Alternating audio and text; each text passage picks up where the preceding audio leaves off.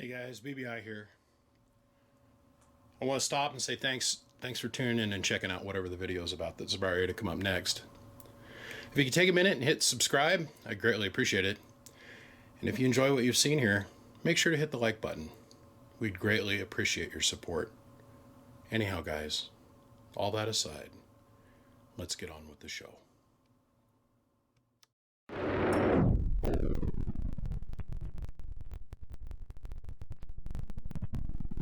What are you doing?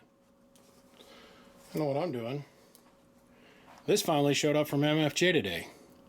Couldn't help myself. I couldn't help myself. I've been waiting and waiting and waiting. I ordered this from MFJ several months ago, and then it got here, and it had been so long since I ordered it, I forgot about it. So I was over here checking in stuff and getting stuff all organized for my work week that's going to get ready to come up, unboxing stuff, and this thing came out. This is the way you will receive it. It shows up in this box, just like this. And let's unbox it and take a look on the inside. Okay. I was on the phone with my good friend Brian Smith at Truck CB Sales, and he recently, like myself, he's got himself an ICOM 7300, and then he ended up moving it because if you know my buddy Brian, everything's for sale. So the guy came along and offered him so much money for the radio he couldn't help it, so he moved it on down the road. So now he's trying to find a cheaper alternative version to a radio that he can plug in, or some kind of receiver that we can plug in that is cheaper than buying the $1,300 7300. It's got a pan adapter and waterfall and all the wonderful, beautiful little stuff that we like to look at. Now, once you go to having a radio from something that's just got an S needle on it, okay, and a little frequency knob, once you go away from having that and having a full up waterfall display like what most of us use, most modern radios, anything built in the last maybe 10 years or better, you feel kind of, I don't know, out of your comfort zone. Your little safety blanket's off because you can't see everything that's going on around you all around you. So SDR radios are very cheap. That stands for software defined receiver, not radio, receiver. This is my SDR Play. And I got this from a very nice guy who sent it to me free because he had it kicking around his house. His name's Chris Carpenter, by the way. Chris, I was messaging, I put out there on a good old Facebook, what are the best SDR radios out there to really lay your hands on? And how Chris, instead of giving me comments, sent me a private message. That's right, I loaned the dongle out to my brother. Sent me a private message. He goes, man, I got an extra SDR Play laying around here, so I'm going to send it to you. And I said, well, Chris, you don't have to do that. And he goes, no, man, just give me a good shout out in the video. So, Chris, I want to say thank you. Major contributor to this video. I appreciate it. We're going to utilize that. Now, I've also got, I loaned it out to my brother, a $20 USB SDR dongle. And then I've got eBay's favorite clown. When you take this apart and you look at the inside guts of this radio versus the little thumbstick USB dongle that I have, it's the same thing, different packaging on the outside. Same chipset, same. Now, there's probably some SDR guru out there right now who's losing his mind. That's not the case. Okay, I'm not going to get into the fine details, but I would say a majority of the parts are pretty close. Now, is there a difference between this and the Play 2? Yes, there's big ones. The internal circuitry is way different. The actual chip that controls the radio functionality that we think of, the receiver functionality, not radio. Doesn't stand for SDR, because there is such a thing as an SDR radio, software defined radio. Now, we're talking about software defined receivers. Because unless I know any different, this thing would be a receiver since we can't transmit. So the problem that we've got is we plug these into our computer, and we have this beautiful broadband, wonderful display, waterfall, all this awesome receive. But as soon as we go into the transmit mode with our radio that we love to have, working with our Barker and Williams, our Collinses, our Cobra 29s, our 148s, our Cobra 2000s, whatever, our ICOMs. The receiver takes an insane punishment even with a Dow key, which is a relay mute device. Okay, so you got to think you're going to have 2 coax connectors coming in and 1 coax connector going out. And sitting here at this here, we'll say this is your radio coming in, or your antenna coming in here. And you're going to have your transmitter and your receiver. And there's a relay that goes tink, tink, tink, tink, tink, and it moves the center conductor back and forth. That's a very dumbed down version of it, of how it works. This unit, they have an actual receiver Dow key that they sell at MFJ. This is the one that is specifically designed for software-defined radios. Okay, this is the MFJ 1708 SDR. Less talky BBI, more openy. This is what you'll receive when you order this directly from MFJ.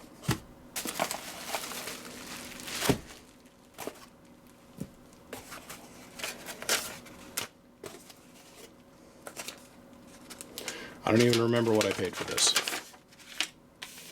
Don't even remember what I paid for this. All I know is I ordered it, and it took, from MFJ, it took me several months to receive it. I had a couple friends that had this, and they said that they were going to try it, so I thought, well, I'll jump on the bandwagon. I ordered from 3 different companies. This was the last one to show up, and I decided to do a quick review of it because my buddy Brian Smith was talking to me about it today, and I said, man, I don't know.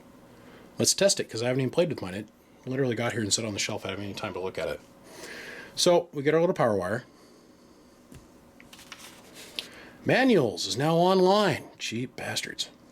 Download your manual, please. Go to www.mfj.manuals.com or you can call us.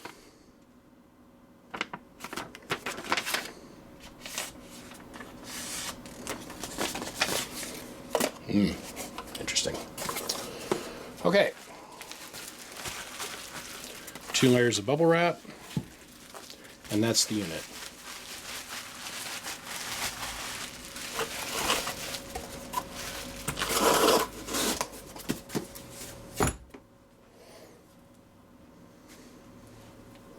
An unfused power cord that is 2 foot long.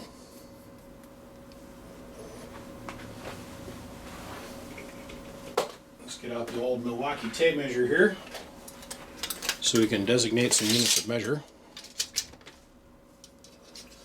So it's 34-inch long power wire. Interesting. Very interesting. Huh. Let's see here. So standard 3-pin radio jack. Let's see. 1, 2, 3, 4, 5. About 6 foot long. So your standard power wires with dual fuses is about 6 feet. Okay. The SDR shows up and it's got a 34-inch, not 36, but 34-inch long power lead. Now we'll go down here. I'll grab an extra power lead for your basic ham radio that you get from like ICOM or Kenwood. Dual fused. Okay, so 1, 2, 3, 4, 5, 6, 7, 8, 9.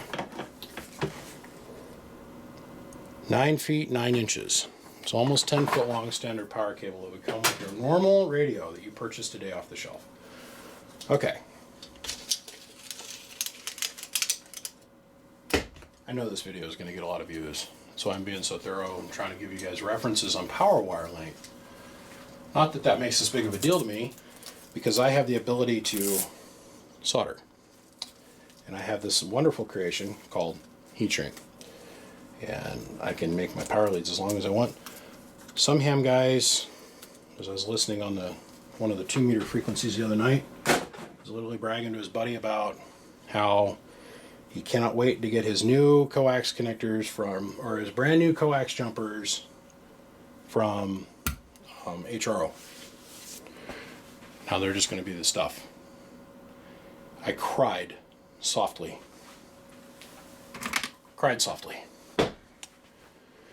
No! Makes me scared. Just something that we might want to be thinking about down the line, that's all. So, single very thin plastic bag. This is it, you guys. This is the MFJ unit that I'm talking about. You're going to have your power port, which shield on ground, shield's on the outside, center conductor's hot. Your PTT, which if you've developed up to this point in radio to where you're going to use one of these units, you'll understand that this is going to be a switch to ground. So the center pin of this is going to get switched to ground either through a relay connection, the auxiliary out of your radio, your MFJ amplifier. What's the name of that unit that plugs in between your radio and the amp? And this is going to be your delay for how long, millisecond on off. Okay. Power line indicator. 3 coax connectors. SDR, antenna, radio.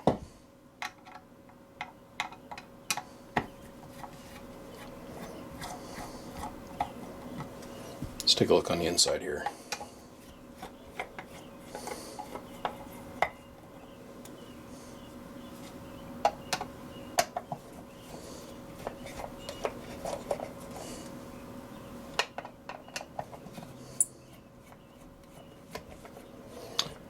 Now, first things first that I can tell you right this very second that I'm not too overly excited about is that this is a plastic box construction. Me personally, if I'm going to put an isolator and an attenuator antenna switch, you think that you could put this inside of a metal case. Just saying. Give me a second. Wife just pulled her big old giant lifted truck outside the shop and was making some noise. I didn't want you guys to have to listen to door slamming. You'd put this in a metal case. Okay, and that alone is going to help you with a little bit better RF insulation. But this is a fairly thick-walled, fairly robust. It's got no blow mold indicators on it. It's just a PVC box. So, let's take a look at the backside. Now right away, I can tell you just because this wire is present that it's going to be a relay switch. And what I mean by that is these 2 leads are continuously hooked together, and this is designed for very low power. Now, I haven't gotten on MFJ's webpage and figured out how much the maximum amount of power is that you could pass through this, but the whole thing is built with 22 gauge wire, so I would probably say no less than maybe, if you're lucky, 50 watts.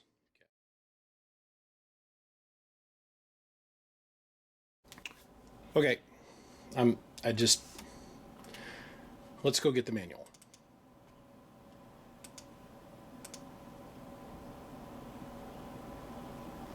So now we're going to buffer this thing up, and we're going to read our manual, which looks like just a scanned paper manual. I'll be dang. Okay, technical descriptions. Here's the basic circuit, introduction, technical description. Input jack, center pin, positive shield, RCA jack, SO239, SO239. All right. Remember, the question that we're still trying to find the answer to is, how many watts can we realistically safely pass through the unit? If I would have had a book, I could have known the answer already. Out of warranty service. Technical do.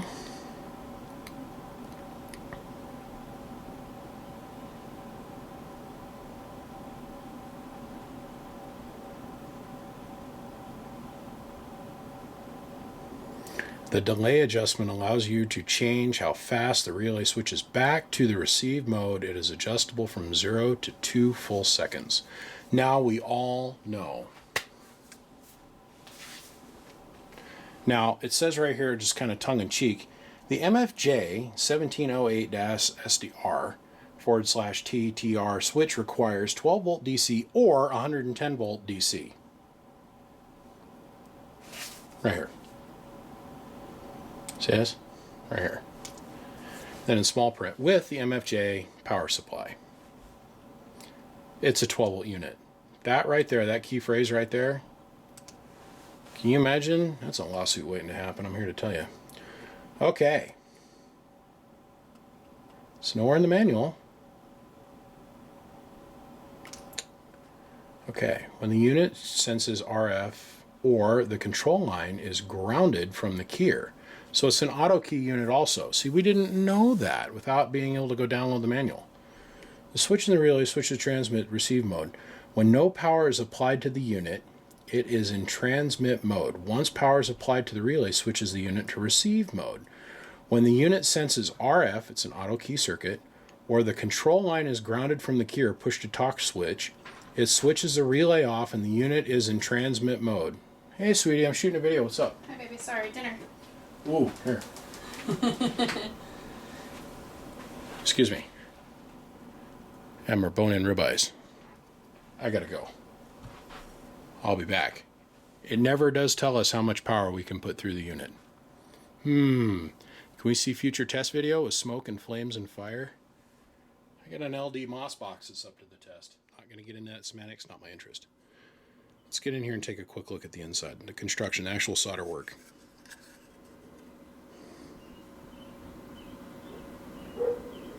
Doesn't look too bad. Seen much worse. Much, much worse. Yep, that's exactly what we've got going on.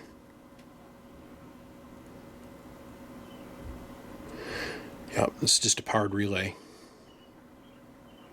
Then they got some little timing circuits in there and transistor and a couple filtration circuits. Big capacitor for filtration. I don't want any AC noise to get on there. But no ferrite bead isolation or nothing.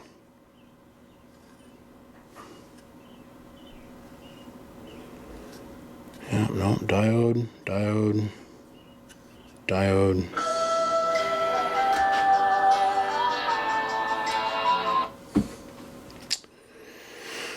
Okay. Just a delay timer, very basic. No IC chips doing nothing, no brain circuitry, nothing. Trace comes to here, goes back over here, goes to here. Mute 1 is what that says.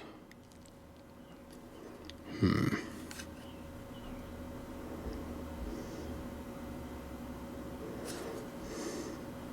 got to be another trace on the other side of the board that's carrying signal over.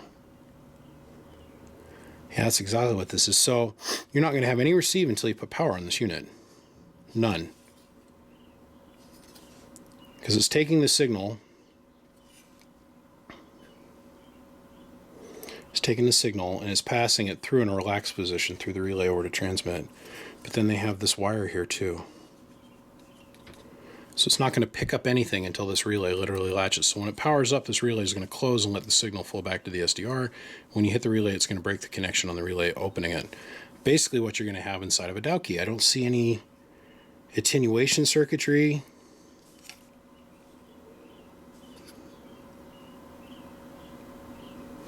I don't see anything in here. Like, you'd think you'd see a bank of resistors or something in here that you could take the actual center conductor, the coax, and when the relay relaxes, it takes a signal and folds it even more to ground with attenuation. But I'm not saying I don't know. Not an engineer.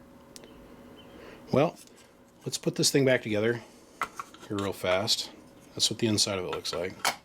Let's put this thing back together and let's put it on the let's put it over here on workbench number 2 and I'll put it to the test. So I'm sitting here assembling this. I'm having thoughts in my head about why didn't they use like 316 coax or 316 DS coax, like dual shield coax on the inside of this thing to help the board be even more isolated.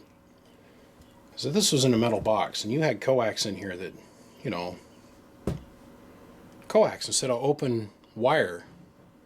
That's going to give you a significant signal reduction flowing back into your SDR. There's about 5 or 6 different things that I could think of that would make this better. Because remember, your receiver is always hot. it's going to be hot no matter what. So the idea is to take this lead and insulate it and isolate it from any of the signal going through here, anything attached to the antenna as much as possible that fast, right? I don't know. There must be some engineer that's way smarter than me, I guess. All right, let's go over here. Let's go ahead and we're going to hook this up. We're going to hillbilly this just a little bit. So first things first, so we're going to take our SDR. We're going to plug it into the spot SDR. But the only thing I could have done is at the time when I ordered these, they didn't offer this in the RG400 coax, which I am a giant fan of, by the way. Let's get this in RG400.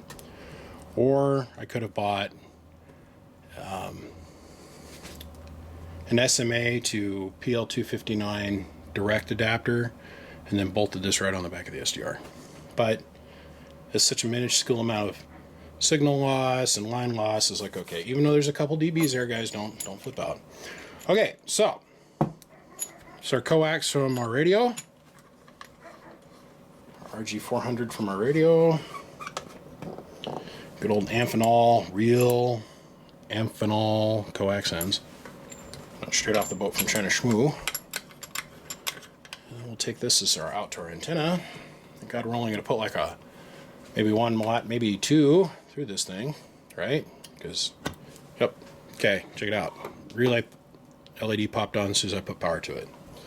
So, let's grab our little SDR. Radio's plugged in. Now, like I said, to get this thing to work, if it works like anything else that's got an RCA jack in the radio world, today, instead of hardwiring it in permanently to something, we're going to use a foot pedal. Foot pedal, it's got an RCA jack on the end of it. And when I step on the pedal, all it's doing is taking the center conductor of the RCA jack and it's shorting into the shield. Or closing it to the shield. So go ahead. Plug that in.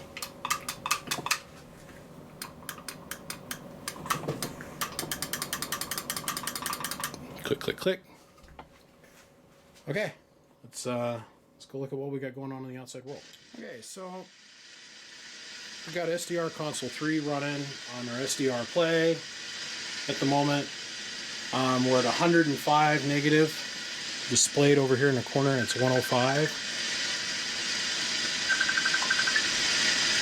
And all these guys trying to make noise on my phone. Look at this. Stop. Let me mute this duck bucket for a second. Hold on. There we go. Mute. Okay. Now the reason I have this set at 105 dBs negative is so we've got a little bit of a reference on our waterfall. Over here's our signal, over here in the top left. Right now we're sitting at, our noise floor is about 109 below, negative. So now let's first engage our mute. That's our mute. And that brings us down to negative 120. So we're seeing about 10 dBs worth of reduction there. We'll get too carried away. Let's go over here and grab our squelch. Ah, and our silence. Okay, so we're going to rely on our waterfall to show us when I'm on the pedal. Now the SDR mute's in. So when I say on the pedal, what I'm talking about is the SDR mute is going in line. So I got a little bit ahead of myself and I hooked up the SDR to the SMA.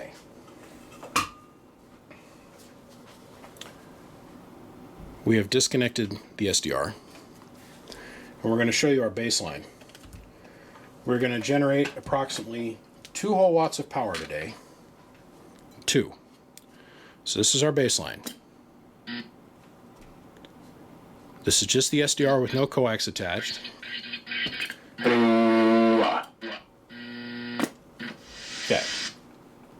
I'm going to make that even further so I can talk.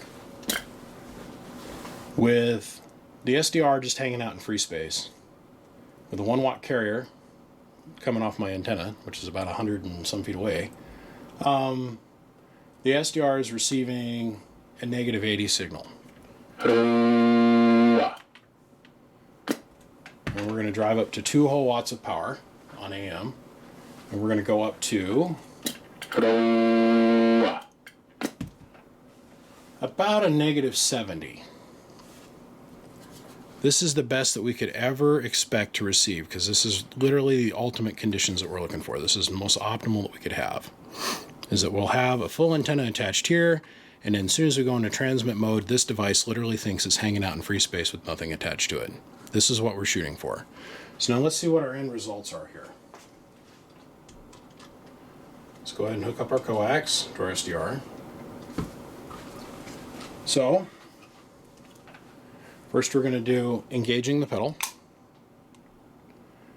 Now please note this signal that's over here. You see that? That's Mexico. So that's about a 50-60 over carrier right now that we're receiving. So let's dial this up again. So now we're back up on 6. Step on the pedal, and the reason it's really important that you've seen that carrier off to the side incoming is because of this. We're up to negative 38. That's 1 watt passing through the MFJ isolator. 1 watt passing through, and watch what happens when we modulate the actual radio with any kind of signal. And this is 2 whole watts.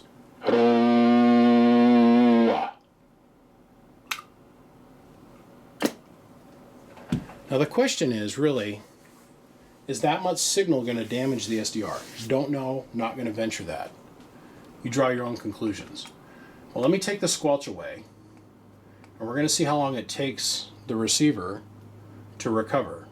AGC is over here in a corner, right over here, and we've got it set for fast. So let's take our squelch away. Step on the pedal. And so as soon as I come off the mic, I'm going to release the pedal, and we're going to bring back the receive on the radio. And we're going to see how quickly the radio can respond and recover its total frequency response.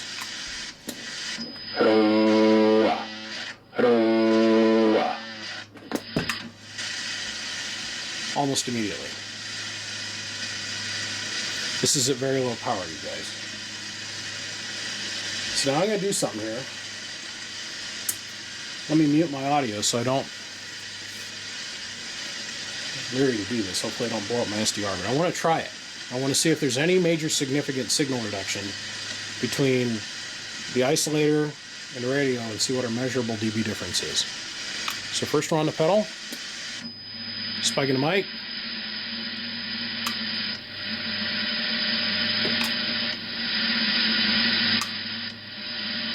Negative 47 dB. Still negative 47 dB.